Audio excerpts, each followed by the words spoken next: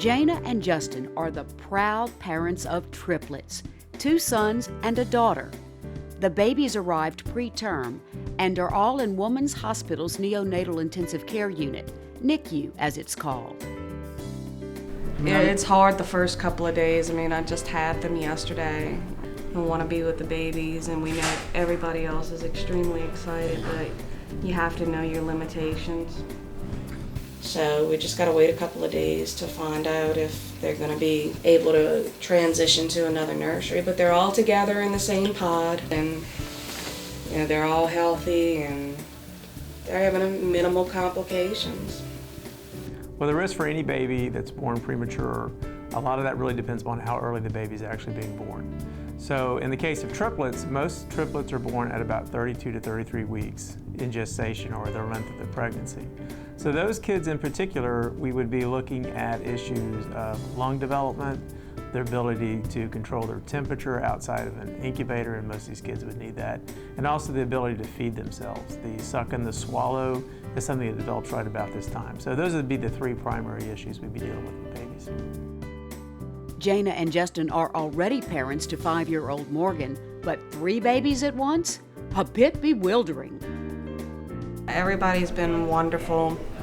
It's not like it's an easy experience, but I imagine we're going to have plenty of tired days. Right now we're just learning each of our babies, their personalities, learning how to feed them, learning how to care for them. Because, I mean, even though I have experience with one, it's kind of different when you're sitting there holding one, worried about the other 2.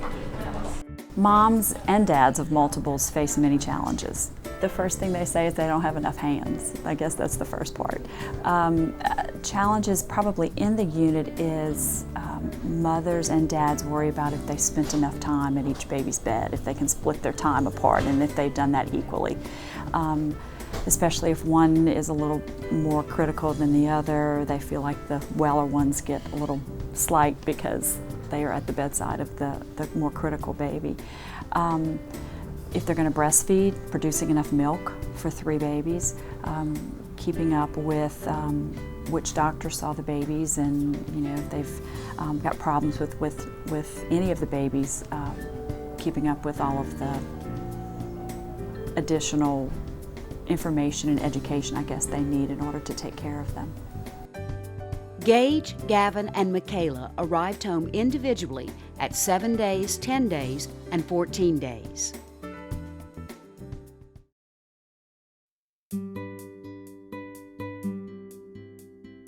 Two daughters and a son have Laura and Craig looking forward to bringing their family home. It's an intimidating thought to take all 3 of them home, but I mean, I just want to get them home and start having my family with me at home. It's especially with her being in the hospital, you know, I still go home after work and change clothes and do the mail and stuff like that, but it kind of sucks being at home by yourself. You know, it's like, we have a family of 5 now, and so I'm sitting at home and by myself in an empty house. It's kind of a weird feeling because your thoughts are always with your loved ones.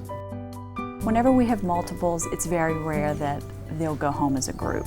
Typically, 1 or 2 of them are a little farther ahead in feedings or ability to breathe without assistance or oxygen, and so typically they go home individually. And sometimes that's better for families because they have the opportunity to get accustomed to 1 at a time getting home versus all 3 of them, and they feel like they get a little better and they feel more competent by the time the last baby gets home. And of course, the hard part is going home without the babies. Well, today is Wednesday. It's day 4 after the birth. So this is the last day that the hospital will board my wife.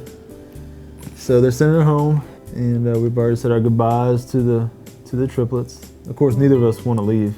You know, we would stay here and stay right next to them if we could. Babies are doing really, really well. The girls today got pretty tired. They're up in their amount that they're eating. So they get really, really tired and they fall asleep during the process and they can't finish their bottle. So they ended up having to put the little tube in just for like 2 feedings just to let them rest and still get food. Apparently, once they move out of their house. The incubator. I know, it's just funny. The isolette. Oh, nailed it.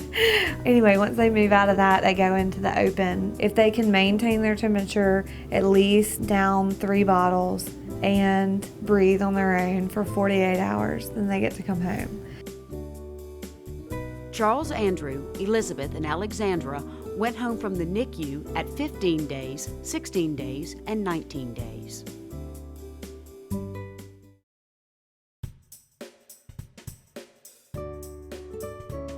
I think they brought me over to labor and delivery around 2:30. The boys were born at 3:30, 3:31, and 3:32. Allie's fast delivery had the adrenaline flowing for both mom and dad. Now that it's worn off, the parenting begins. The emotional side, it was a wild ride. It was something like I've never experienced. I think the adrenaline was pumping for me, trying not to get sick or anything like that. So. And you compared it to skydiving, huh? Oh yeah, I've jumped out of a plane before, but I think that was more wild than jumping out of an airplane.